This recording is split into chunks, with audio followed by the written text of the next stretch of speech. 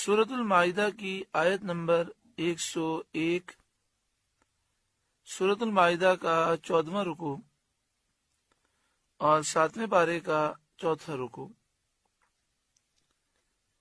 اللہ رب العالمین نے ارشاد فرمایا، یا ایہا الذین آمنوا، اے ایمان والوں، لا تسألوا عن اشیاء ان تبد لکم تسؤکم، ایسی باتیں نہ پوچھو جو تم پر ظاہر کی جائیں تو تمہیں بری لگیں۔ تفسیر احمدی میں اس کا شان نزول یہ لکھا گیا کہ بعض لوگ سید عالم صلی اللہ علیہ وآلہ وسلم سے بہت سے بے فائدہ سوال کیا کرتے تھے، فضول سوالات پیارے آقا صلی اللہ علیہ وآلہ وسلم سے لوگ کرتے، اور یہ بات نبی اکرم صلی اللہ علیہ وآلہ وسلم کے قلب مبارک پر گراں گزرتی۔ ایک روز آپ صلی اللہ علیہ وآلہ وسلم نے فرمایا، جو پوچھنا ہے پوچھ لو، میں ہر بات کا جواب دوں گا۔ ایک شخص نے پوچھا کہ میرا انجام کیا ہے؟ آپ نے فرمایا جہنم۔ دوسرے نے پوچھا میرا باپ کون ہے؟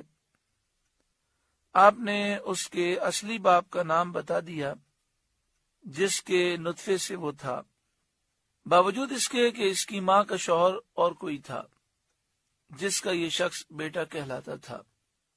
اس پر یہ آیت نازل ہوئی اور فرمایا گیا کہ ایسی باتیں نہ پوچھو جو ظاہر کی جائیں تو تمہیں ناگوار گزریں، تمہیں بری لگیں۔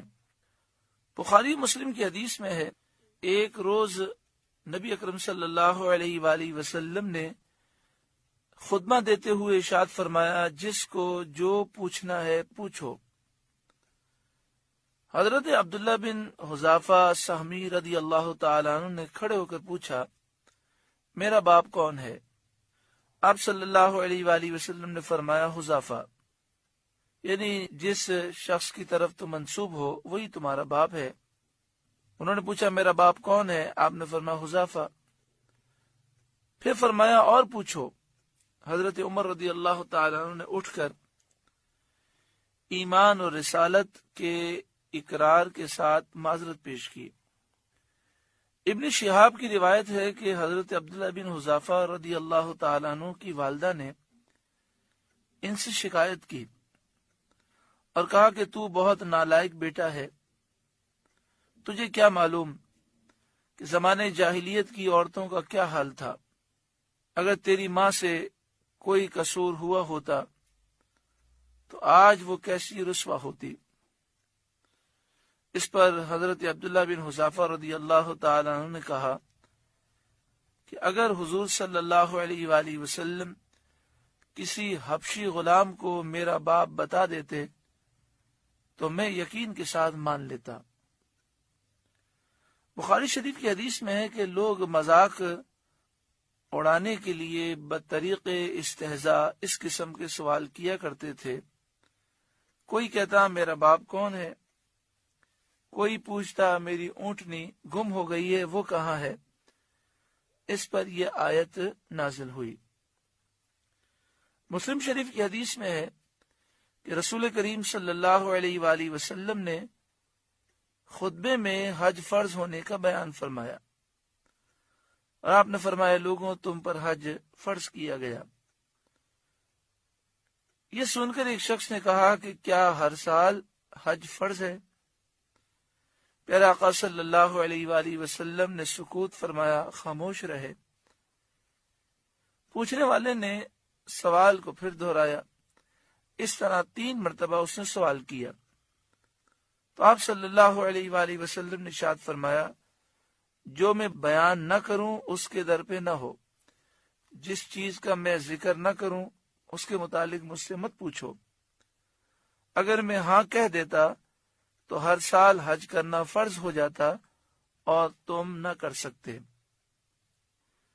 اس سے معلوم ہوا کہ شرعی احکام نبی اکرم صلی اللہ علیہ وآلہ وسلم کے سپرد کیے گئے ہیں۔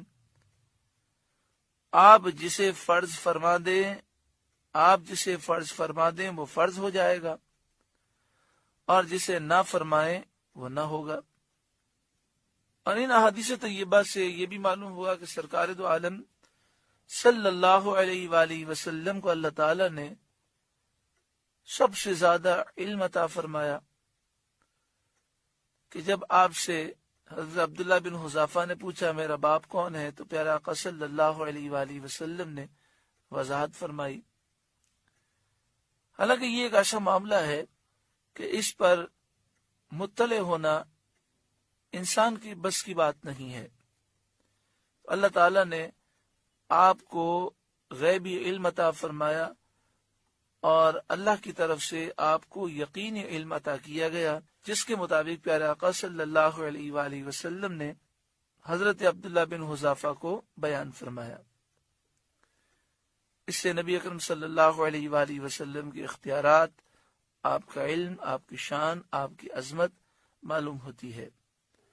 دوسری بات یہ کہ اس آیت کریمہ میں یہ بیان کیا گیا کہ لا تسألوا عن اشیاء ان تبد لکم تسؤکم، ایسی باتیں نہ پوچھو جو تم پر ظاہر کی جائیں تو تمہیں بری لگیں۔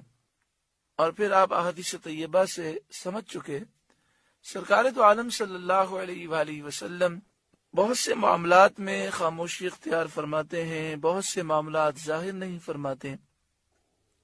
اس کی یہ وجہ نہیں ہوتی کہ آپ صلی اللہ علیہ وآلہ وسلم کو علم نہیں، بلکہ وجہ یہ ہوتی ہے کہ آپ کسی مصلحت کی وجہ سے اس کا اظہار پسند نہیں فرماتے۔ وَإِن تَسْأَلُوا عَنْهَا حِينَ يُنَزَّلُ الْقُرْآنُ تُبْدَ لَكُمْ، اور اگر انہیں اس وقت پوچھو گے کہ قرآن اتر رہا ہے تو تم پر ظاہر کر دی جائیں گی۔ عفا اللہ عنہا، اللہ انہیں معاف فرما چکا ہے۔ واللہ غفور حلیم، اور اللہ بخشنے والا، حلم والا ہے۔ اس آیت سے ثابت ہوا کہ جس کام کی شریعت میں ممانعت نہ آئی ہو، جس کام سے شریعت نے منع نہ کیا ہو، وہ جائز ہے۔ حضرت سلمان رضی اللہ تعالیٰ عنہ کی حدیث میں ہے کہ حلال وہ ہے جو اللہ نے اپنی کتاب میں حلال فرمایا، حرام وہ ہے جس کو اس نے اپنی کتاب میں حرام فرمایا، اور جس سے سکوت کیا وہ معاف۔ تو کلفت میں نہ پڑو، مشکل میں نہ پڑو۔ کتنا واضح حکم ہے کہ جو چیزیں حرام کی گئیں وہ حرام ہیں، اور جو چیزیں حرام بیان نہیں کی گئیں وہ جائز ہیں، حلال ہیں۔ لہذا ان لوگوں کو عبرت حاصل کرنی چاہیے کہ وہ ہر معاملے میں کہتے ہیں اگر یہ جائز ہے تو بتاؤ قرآن میں کہاں جائز لکھا ہے، حدیث پاک میں اس کو جائز کہاں کہا گیا ہے۔ تو اصول ہمیشہ کے لیے سمجھ لیں، قرآن و حدیث میں جس کام کو ناجائز کہا گیا، حرام کہا گیا، گناہ کہا گیا، وہ گناہ ہے، حرام ہے، ناجائز ہے۔ اس کے علاوہ تمام کام جنہیں حلال کہا گیا وہ بھی حلال ہیں، جنہیں جائز کہا گیا وہ بھی جائز ہیں، اور جن کے متعلق سکوت ہے، جن کا ذکر نہیں کیا گیا، وہ بھی جائز ہیں اور حلال ہیں۔ اپنی طرف سے کسی حلال چیز کو حرام قرار دینا، یہ اللہ تعالیٰ پر جھوٹ باندھنا ہے۔